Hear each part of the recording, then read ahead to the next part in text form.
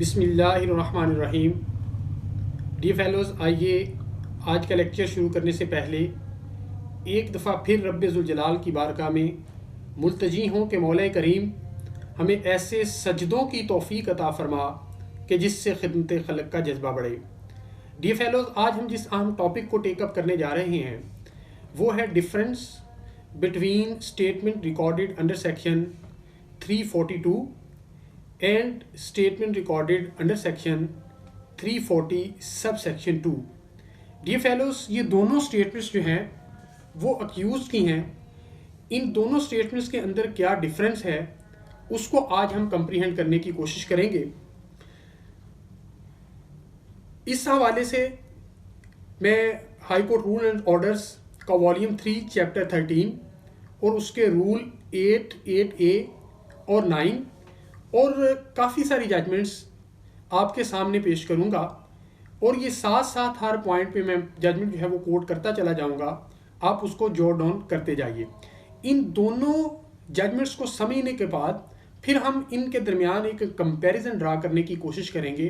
ताकि इनके दरमियान जो डिफरेंस है वो क्रिस्टल क्लियर हो जाए। डियर फेलोज, अगर हम पहले सेक्शन 342 की बात करें और इसको सेक्शन 342 और high court rules and volumes के चैप्टर वॉल्यूम 3 और चैप्टर 13 और रूल 8, 8A और 9 और जजमेंट्स की रोशनी में अंडरस्टैंड करने की कोशिश करें तो सबसे पहले हमारे सामने जो बात आती है वो ये आती है कि 342 की जो स्टेटमेंट है जो अक्यूज की है वो बुनियादी तौर पे इसका पर्पस ये है कि उसको एक अपॉर्चुनिटी अफोर्ड की जाए कि वो सर्कमस्टांसिस जो उसके अगेंस्ट अपीयर हुए हैं और which can be used by the prosecution उनको वो एक्सप्लेन कर सके। डियर फेलोज, ये सेक्शन 342 को जब हम पढ़ते हैं तो ये दो पार्ट्स में है बुनियादी तौर पर। पहले पार्ट के अंदर लफ्ज जो है वो मे का इस्तेमाल हुआ है और दूसरे पार्ट के अंदर जो वर्ड है वो शेल का इस्तेमाल हुआ है। इसका मतलब ये है कि पहले पार्ट के अंदर जो इसकी स्टेटमेंट रिकॉर्ड करनी है या जो इसको अपॉर्चुनिटी अफोर्ड करनी है वो डिस्क्रेशनरी है और दूसरे पार्ट के अंदर जो अपॉर्चुनिटी अफोर्ड करनी है वो मैंडेटरी है। पहले पार्ट के अंदर ये बयान किया गया कि कोर्ट जो है ड्यूरिंग द ट्रायल और inquiry at any time without letting him know and without giving him warning, किसी भी वक्त जो एविडेंस रिकॉर्ड हुई है उसकी एक्सप्लेनेशन के हवाले से उसे क्वेश्चन पुट कर सकती है। तो मीनिंग देयर बाय अगर मे का लफ्ज इस्तेमाल हुआ है तो to this extent this is discretion of the court. लेकिन दूसरे पार्ट में ये हुआ कि after the conclusion of the prosecution evidence the opportunity will be afforded to an accused to explain the circumstances which have been appeared against him and which can be used by the prosecution against him कि वो उनको explain कर सके। तो dear fellows, दूसरे part के अंदर जो आपने उसका अपॉर्चुनिटी अफोर्ड करनी है कोर्ट ने वो मैंडेटरी है। अब कुछ और चीज़ें इसी सेक्शन के अंदर लिखी गई उनको हम अंडरस्टैंड करते हैं और फिर जो चीज़ें high court rules and orders के अंदर आई उनको अंडरस्टैंड करते हैं और फिर जजमेंट्स के अंदर जो आई उनको अंडरस्टैंड करते हैं। ये फेलोज, इसके अंदर जो दूसरी बात लिखी गई वो ये लिखी गई कि जब उसको ये क्वेश्चन पुट किए जाएंगे मुलजम को, वो उसके आंसर देने से रिफ्यूज कर दे या गलत जवाब दे दे तो उसके अगेंस्ट कोई पनिशमेंट जो है वो ही is not liable to be punish, यानी उसके अगेंस्ट उसे पनिशमेंट नहीं दी जाएगी। हाँ, ये हो सकता है कि कोर्ट जो है उसके दिए गए आंसर से जो कोर्ट चाहे एक इन्फ्रेंस ड्रा जो है वो कर सकती है। तीसरी बात इसी सेक्शंस के अंदर जो लिखी गई वो ये लिखी गई कि जब इसकी स्टेटमेंट अंडर सेक्शन 342 यानी जब उसे अपॉर्चुनिटी अफोर्ड की जाएगी टू एक्सप्लेन दी सर्कमस्टांसेस, ये अपॉर्चुनिटी उसको ऑन ओथ अफोर्ड नहीं की जाएगी, यानी उसका ये बयान जो है वो ऑन ओथ रिकॉर्ड नहीं किया जाएगा। अगर हम high court rules and orders की बात करें तो उसके अंदर further high court rules and orders ने इन चीज़ों को एक्सप्लेन किया। इसके जो रूल 8 है उसके अंदर ये लिखा गया कि ये जो क्वेश्चन उसे पुट किए जाएंगे to explain the circumstances which have appeared against him, वो कन्फाइन होंगे to the evidence which has been recorded, यानी they will not be in the nature of the cross examination, यानी क्रॉस एग्जामिनेशन जो है वो examination in chief से beyond जा सकता है, वो इररेलेवेंट हो सकता है। लेकिन यहाँ पर जो इसकी स्टेटमेंट है that has to be confined to the evidence which has been recorded and the circumstances which have appeared against him। दूसरी बात इसके अंदर ये की गई कि ये जो questions हैं they will not be used to elicit explanation or elicit information which can be used against him or to fill up the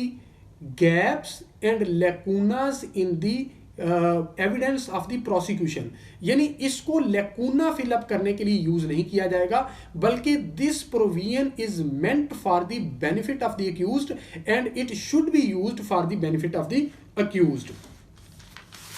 dear fellows, इसके आगे ये बात लिखी गई कि ये बात अंडरस्टूड है कि जो भी एविडेंस है prosecution has to stand its case on its own footing और it has to prove its case beyond the shadow of doubt. Whatever is coming from the mouth of the accused in answer the questions put to him under section 342 वो उसके against use नहीं होंगे। Dear fellows, इसी rule के अंदर एक और बात लिखी गई कि ये जो उसको क्वेश्चन पुट किए जाएंगे या 342 की जो स्टेटमेंट होगी ये at the end of the conclusion of the prosecution evidence ही होंगे। हाँ, इसका बुनियादी पर्पस ये बयान किया गया कि ये पहले इसलिए नहीं होंगे कि कोई ऐसी जो उसका डिफेंस है वो डिस्क्लोज ना हो जाए और वो डिफेंस जो है वो उसके अगेंस्ट यूज ना हो जाए, और जो इसका बुनियादी पर्पस है कि ये जो प्रोविजन है ये बुनियादी तौर for the benefit of the accused है और ये इसके अगेंस्ट यूज ना हो सके। इससे आगे जो इसका रूल 9 है high court rules and orders का, वो ये बात करता है कि अगर ये स्टेटमेंट रिकॉर्ड नहीं की जाती तो उसका कॉन्सिक्वेंस क्या होगा, उसका नतीजा क्या होगा। डियर फेलोज, इस रूल के अंदर और बहुत सारी जजमेंट्स के अंदर भी ये बात लिखी गई कि अगर ये अपॉर्चुनिटी उसे अफोर्ड नहीं की जाती तो ये non provision of the opportunity to ask him questions under section 342 ये ट्रायल को विशिएट कर सकती है। डियर फेलोज, यही बात जो है, यही बात एक और इससे अगले रूल में यही बात ये लिखी गई कि अगर अर्लियर एग्जामिनेशन जो है वो उसकी हो भी चुकी है, यानी जो डिस्क्रेशन है कोर्ट की कि उसको ड्यूरिंग इंक्वायरी और ट्रायल बी ये question without affording him opportunity to be known के या उसे वार्निंग दिए बगैर उसकी जो एग्जामिन कर सकती है, वो अगर अपॉर्चुनिटी दी भी जा चुकी है तो फिर भी eight the end of the conclusion of the prosecution evidence आपने उसका जनरल एग्जामिनेशन का जो मौका है वो उसे फ्राहम करना है। तो डियर फेलोज, यही बात जो है जजमेंट 2003 YLR पेज 2734 के अंदर लिखी गई कि ये जो लफ्ज शेल का इस्तेमाल हुआ है कि शेल रिकॉर्ड ये मैंडेटरी है और अगर इसकी वायलेशन की जाती है तो ये ट्रायल को विशिएट कर देगी। एक और बड़ी अहम बात 2014 PCRLJ पेज 1531 के अंदर लिखी गई कि every incriminating material, every incriminating piece of evidence which is intended to be used against the accused and which has been furnished provided by the prosecution, अपनी एविडेंस के अंदर उसको अगर आपने अक्यूज्ड के अगेंस्ट यूज करना है तो that has to be put under section 342 जब उसका जनरल एग्जामिनेशन आप करेंगे। एंड इफ यू मिस और skip any piece of evidence which is to be used against him as a piece of evidence तो वो उसके against यूज नहीं हो सकता। Dear fellows, इससे आगे एक और बड़ी खूबसूरत बात PLD 1953 FC पेज 8891 के अंदर लिखी गई कि ये जो क्वेश्चन उसे पुट किए जाएंगे ये ओमनी बस टाइप ऑफ क्वेश्चन नहीं होगा, यानी ये इस तरह नहीं होगा कि you have heard the evidence what is your defence, यानी ये जनरल ओमनी बस क्वेश्चन उसे पुट नहीं किया जाएगा, बल्कि हर डिस्टिंक्टिव पीस ऑफ एविडेंस पे उसको स्पेसिफिक क्वेश्चन पुट किया जाएगा, जनरल क्वेश्चन पुट नहीं किया जाएगा। अगर स्पेसिफिक डिस्टिंक्टिव क्वेश्चन उसे पुट नहीं किया जाता तो उसके अगेंस्ट यूज नहीं हो सकता। डियर फेलोज, एक और बात बड़ी अहम जो है वो PLD 1995 सुप्रीम कोर्ट पेज 343 के अंदर लिखी गई कि ये जो इसकी स्टेटमेंट है that has to be used in entirety, in totality, in toto ये यूज होगी। ये नहीं है कि आप इसके क्वेश्चंस जो उसको आप पुट कर रहे हैं अंडर सेक्शन 342 उसके अगेंस्ट जो जवाब आया उसको आप, ये नहीं है एप्रोबेशन और रेप्रोबेशन का प्रिंसिपल अप्लाई होगा। ये नहीं होगा कि आप कुछ उसकी एक्सेप्ट कर लें और कुछ रिजेक्ट कर लें, यानी जो इनकल्पेटरी है स्टेटमेंट है उसको एक्सेप्ट कर लें और जो एक्सकल्पेटरी स्टेटमेंट है उसको रिजेक्ट कर लें। फॉर एग्जांपल, अगर वो कोई ऐसा आंसर देता है जिसके अंदर वो एडमिट करता है कमीशन ऑफ ऑफेंस को, but at the same time उसी स्टेटमेंट के अंदर वो डिफेंस भी ले रहा है, तो ये नहीं हो सकता कि आप constitution of the commission of offence को तो एक्सेप्ट कर लें जो उसकी स्टेटमेंट से कॉन्स्टिट्यूट हो रहा है, और उसका जो डिफेंस आ रहा है उस स्टेटमेंट के अंदर उसको रिजेक्ट कर लें। It has to be accepted in toto और has to be rejected in toto. Dear fellows, इससे आगे एक और क्वेश्चन ये हमारे सामने आता है कि ये स्टेटमेंट किस मैनर में रिकॉर्ड होगी। ये बड़ी खूबसूरत बात एक्सेस टू जस्टिस के अंदर जस्टिस फजल करीम ने, रिटायर्ड जस्टिस फजल करीम साहब ने लिखी कि ये जो स्टेटमेंट है that has to be recorded in the manner provided by section 364, जो यानी 164 का स्टेटमेंट रिकॉर्ड करने के लिए या कन्फेशन स्टेटमेंट करने के लिए जो प्रोसीजर या मैनर अडॉप्ट किया जाएगा 364 वाला, वही यहाँ पर भी अडॉप्ट किया जाएगा। यानी एक स्पेसिफिक क्वेश्चन उसे पुट किया जाएगा, एक्सप्लेन किया जाएगा, और अगर वो समझ नहीं रहा तो उसे इंटरप्रेट किया जाएगा, उसका क्वेश्चन भी और उसका आंसर भी जो है वो लिखा जाएगा, और उसके साथ साथ जब ये सारा कुछ लिखा जाएगा तो मजिस्ट्रेट जो है या जो ट्रायल कोर्ट है वो उसके नीचे अपने दस्तखत करेगी, और इसके साथ साथ 364 वाला सर्टिफिकेट भी देगी कि मैंने इसको ये क्वेश्चन पुट किए, इसको एक्सप्लेन किया और इसको समझाया, और अगर वो नहीं समझ रहा था तो इंटरप्रेटर प्रोवाइड किया और इसकी इंटरप्रिटेशन की। डियर फेलोज, ये तो सारी बातें थी जो 342 सेक्शन की स्टेटमेंट के हवाले थी, जो मैंने आपके सामने high court rules and orders की रोशनी में, 342 की रोशनी में और जजमेंट्स ऑफ सुपीरियर कोर्ट्स की रोशनी में रखी। अगर हम अब बात करें स्टेटमेंट अंडर सेक्शन 340 के सब सेक्शन 2 की, तो बुनियादी तौर पे ये जो स्टेटमेंट है ये एक अपॉर्चुनिटी है to come to the accuse to come as a witness for himself, अपने ही लिए एक विटनेस के तौर पर आना। अगर सेक्शन 340 का सब सेक्शन 2 मैं आपके सामने पढ़ूं, रीड आउट करता हूं ताकि हम बेहतर तौर पर इसको आगे एक्सप्लेन कर सकें। ये सेक्शन ही कहता है कि any person accused of an offence before a criminal court और against him proceedings are instituted under this code in any such code shall if he doesn't plead guilty give evidence on oath in disproof of the charges or allegation made against him or any person charged or tried together with him at the same trial। Dear fellows, इस बेर जो perusal है और इसकी जो reading है इस section की, वो हमें ये बताती है कि ये जो उसे अपॉर्चुनिटी अफोर्ड की जा रही है अंडर सेक्शन 340 के सब सेक्शन 2 के तहत, ये उसे प्रोवाइड कर रही है to disprove the allegation levelled against him, कि वो अपने ही लिए विटनेस के तौर पे आए और जो उसके अगेंस्ट चार्जेस एलिगेशन लगे हैं उनको डिस्प्रूव करे। तो यहाँ पर जो पर्पस है वो डिफरेंट है फ्रॉम द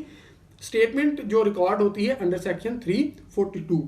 और इसके साथ जो एक और चीज का जिक्र किया गया वो ये किया गया कि ये इस स्टेटमेंट को रिकॉर्ड करवाने के लिए ऑन ओथ आएगा। और तीसरी बात जो बड़ी अहम है जिसके मतलब कंफ्यूजन अभी तक प्रिवेल कर रही है, उसको भी हम थोड़ा क्लैरिफाई करने की कोशिश करते हैं। वो ये है कि इस सेक्शन के अंदर जो वर्ड है वो शेल का इस्तेमाल हुआ है, लेकिन प्रैक्टिस के अंदर हम ये देखते हैं कि अगर ये शेल का लफ्ज़ इस्तेमाल की हुआ है तो ये मैंडेटरी होना चाहिए था, लेकिन हम प्रैक्टिस के अंदर ये देखते हैं कि उमूमी तौर पे विटनेसेस जो अक्यूज पर्सन हैं वो अपनी ये स्टेटमेंट रिकॉर्ड करवाने के लिए विटनेस बॉक्स में नहीं आते और इसको अवेल नहीं करते। तो आया कि इसका कोई एडवर्स इफेक्ट जो है वो हो सकता है क्योंकि लफ्ज़ जो है वो शेल इस्तेमाल किया गया है। डियर फेलोज, ये इस हवाले से डाइवर्जेंट व्यू पाया जाता रहा, लेकिन जस्टिस फजल करीम साहब ने अपनी जो बुक है एक्सेस टू जस्टिस के अंदर एक जजमेंट कोट करके PLD 1991 सुप्रीम कोर्ट पेज 787 के अंदर ये बात लिखी कि ये जो केस है मिस्ट्रेस आमिर खतून वर्सेस फैज़ अहमद, इसके अंदर उन्होंने कहा कि इस पॉइंट को वंस फॉर ऑल सेटल कर दिया गया और ये कंट्रोवर्सी हमेशा के लिए है जो डाई आउट हो गई। और उन्होंने ये कहा कि इस जजमेंट के अंदर 5 चीज़ों को डिस्कस किया गया और एट लेंथ इस स्टेटमेंट को डिस्कस किया गया और उसके बाद सुप्रीम कोर्ट ने अपनी फाइंडिंग दी। वो उनने कहा कि इस जजमेंट के अंदर जो सेक्शन 5 है ओथ एक्ट 1873 उसको डिस्कस किया गया, जिसमें अंदर ये लिखा गया कि जो अक्यूज्ड है उसकी स्टेटमेंट ओथ पे रिकॉर्ड नहीं की जाएगी। इसी तरह आर्टिकल 13 ऑफ द कॉन्स्टिट्यूशन को डिस्कस किया गया। इसी तरह क्रिमिनल प्रिंसिपल जो ज्यूरिस्प्रूडेंस के उनको डिस्कस किया गया कि prosecution has to prove its case on its own footing and it has to prove its case beyond the shadow of doubt. तो आया कि इस स्टेटमेंट में जब वो अक्यूज्ड को ऑन ओथ ले रहे हैं तो यहाँ पर एज ए विटनेस ले रहे हैं, तो क्या ये जो कार्डिनल प्रिंसिपल ऑफ ज्यूरिस्प्रूडेंस है जो एक long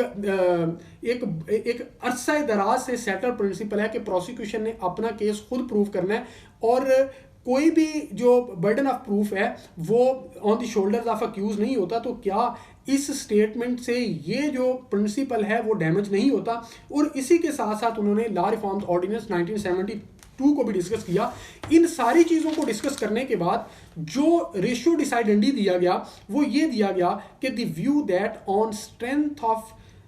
these provisions the accused can be compelled to make a statement on oath and that on his failure to do so adverse inference can be drawn against him is not correct। इनने कहा कि अगर ये सारी चीज़ों को discuss करने के बाद कंपेल करना इस अक्यूज पर्सन को कि अपनी 340 सब सेक्शन 2 की स्टेटमेंट रिकॉर्ड करवाए, ये करेक्ट नहीं है। इस जजमेंट के बाद हमारे सामने ये बात आई कि ये मैंडेटरी नहीं है, अगर ये ना भी रिकॉर्ड करवाई जाए तो कोई एडवर्स व्यू अक्यूज्ड की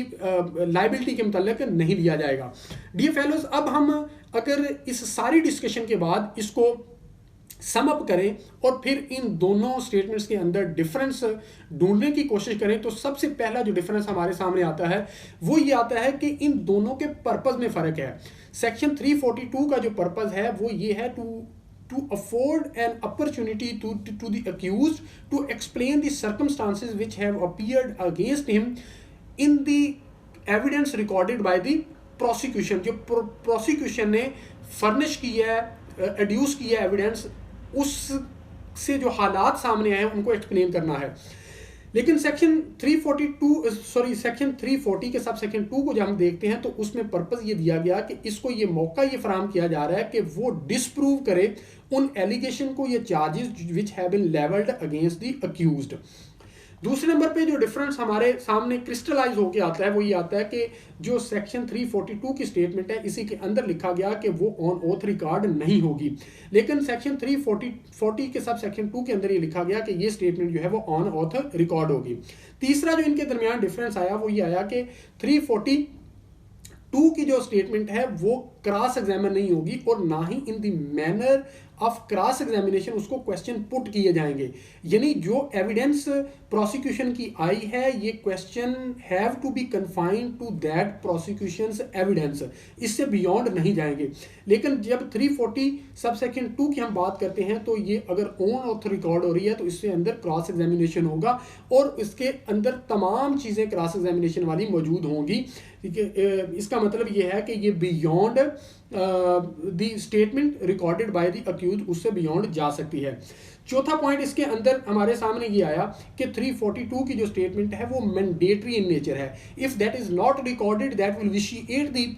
trial if incriminating material point is not specifically put